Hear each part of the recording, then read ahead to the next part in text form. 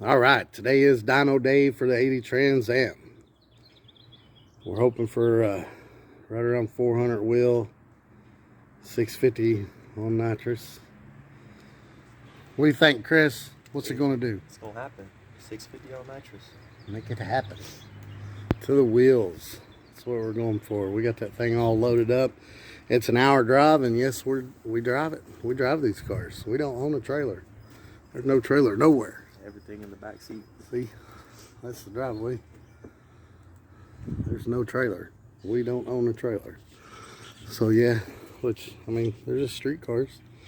We're trying to get nines out of them. And once we do that, you know how it is. Speed's addicting. We'll probably throw foggers on them. Second nitrous kit. Yeah, second nitrous kit on them. And maybe, just maybe then, we might be able to be fast enough to start racing in these heads up classes they have around here at I-64 and Dragway and Clay City Dragway, and sometimes in London. But yeah, we'll keep y'all posted on the trip and get some dyno videos. Cruising down the highway on the way to the dyno tube. Going about 65, about 3,000 RPM. Turbo 350 and 355 gears.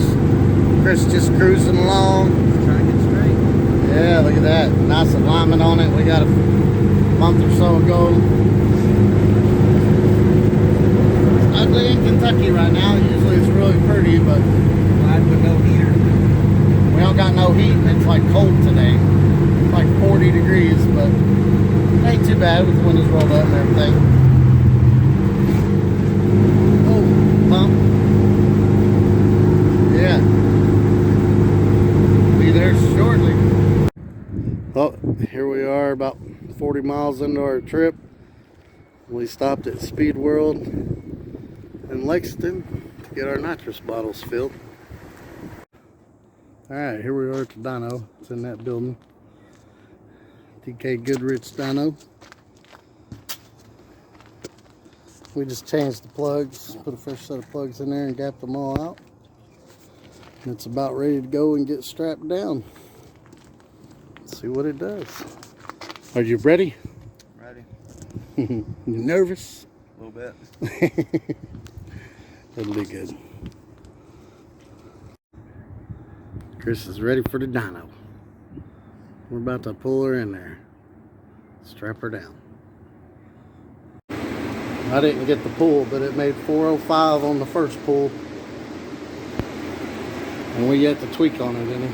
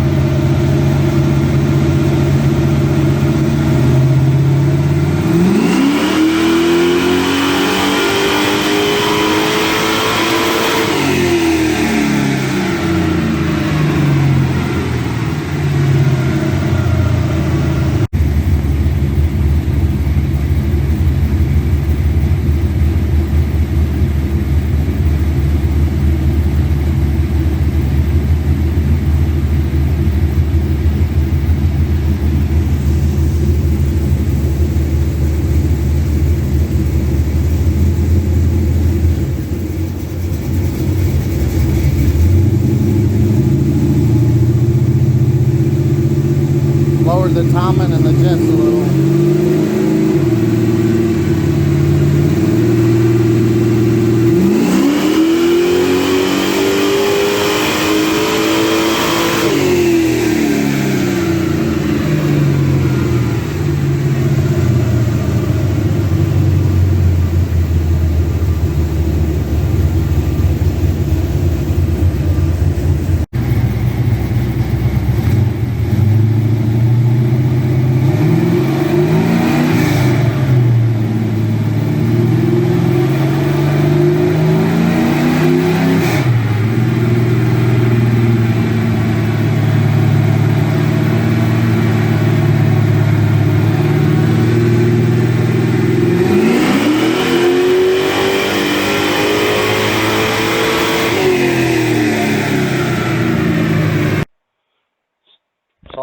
pulls. The car started out at 405 rear wheel horsepower.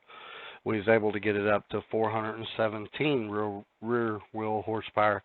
And also, before, you used to have to pump the gas twice before you started the car, and it would start right up. But now you don't even have to touch the gas. You hit the ignition, it starts right up. It idles better. Before, when you'd come to a stop at a red light or something like that, sometimes it'd want to quit, and you had to foot brake gas it to keep it from quitting, and it doesn't do that anymore. And before, it was, if you drove it a lot, it would start to foul out the plugs where it was cruising around so rich. We dialed all that in, and now it cruises around, and you take the plugs out and they look good instead of black like they looked before. So we got all that ironed out. But one issue we had was my LT1. We built this motor pretty much almost like my LT1.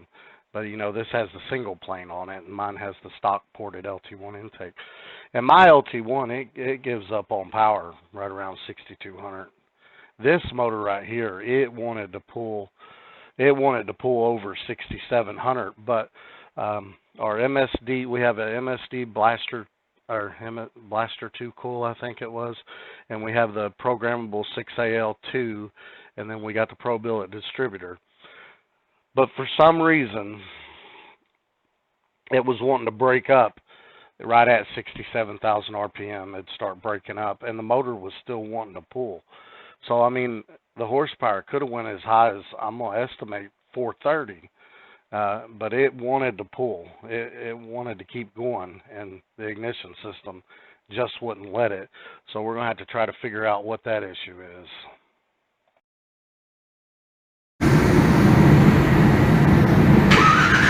$150 shot of nitrous.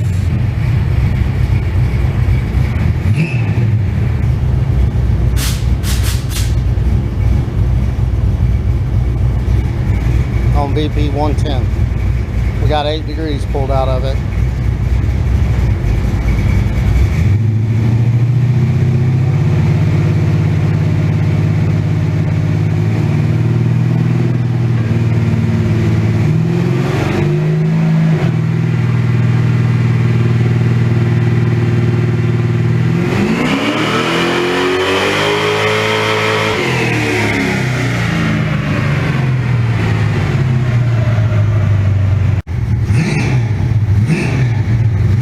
Another 150 shot of nitrous, 8 degrees timing pulled.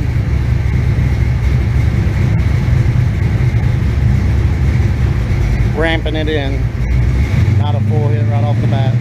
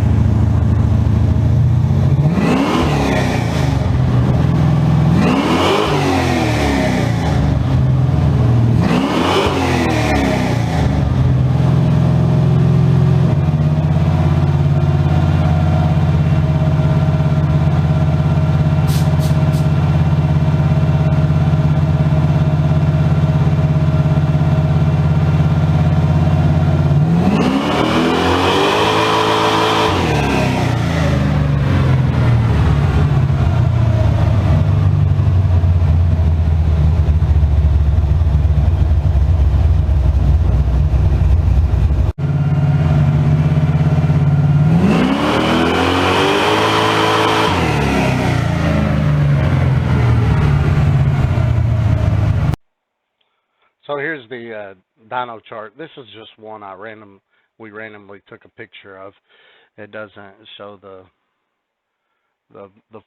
full horsepower pulls, but it made 417 horsepower on motor to the wheels, and it made, I think, 472 was the max we got out of the nitrous. When we initially started using the nitrous, it was actually working, and it had the 150 jets in it, and we were even able to see that it was a little rich with the recommended jets, so we lowered the fuel jet some, and then picked up some power there. But then after that is when the solenoids started acting up. But it had the 150 jets, but in the nitrous mini you can set a progressive, and I think he had it set 20 to 50% max, so it never did go over 50%. And you can't just say 50%, oh, that's 75 shot of horsepower. It doesn't work like that, and I don't know how the math works on that, but it depends on the size of the solenoid on exactly what the percent is. But anyway, I'm assuming it's equivalent to 60 to 70 horsepower. The car did pick up about 60 horsepower doing it that way, but we have to figure out that issue definitely. And as I'm making this video, my son is actually out there working on it now. We brought it home and we did some tests, and sure enough, it is, as you can see in the videos, it's just randomly shutting off. So there's a ground issue, or there's a loose wire in there somewhere, and I hooked all that up, so I must have made a mistake somewhere and not got the wires crimped together good enough. I was using them solder wire things, which have worked really good for me in the past, but maybe I just didn't get one tight enough, or possibly the nitrous mini's just having some issues. I'm not sure, but he's out there working on that, and I'm going to go out there and help him a little bit and see if we can't get that figured out today, because we are going to go to the track today and to race a little bit. But if we can't figure that out, then we're just going to have to stay on motor. But anyway, there's the chart. Another problem that we was having, I mentioned earlier, the car didn't want to go over 6,700 RPM. It started breaking up, and it wanted to pull over 6,700 RPM. And another issue that we need to check today is during the motor pulls, we developed a little bit of lifter tick, and as mysteriously as it showed up, it went away. But it did kind of get loud a little bit for a little while, but I mean, it just went away. So we're going to look into that as well. But we definitely have some things that we need to check into. Now you probably can't see, but got Pops driving back home. Woohoo! Cruising. Everything looks good. Yeah. Had some problems on the dyno. Overall, good. Heading back home. Yeah, pretty good. So all in all, I think it was a good day. We really cleaned up the cruise and the starting of the vehicle, and got the AFRs really good. So, it definitely doesn't foul out plugs anymore as it did before. As I mentioned earlier in the video, this is a bad picture, but I think Chris is happy with the results that we got from it. And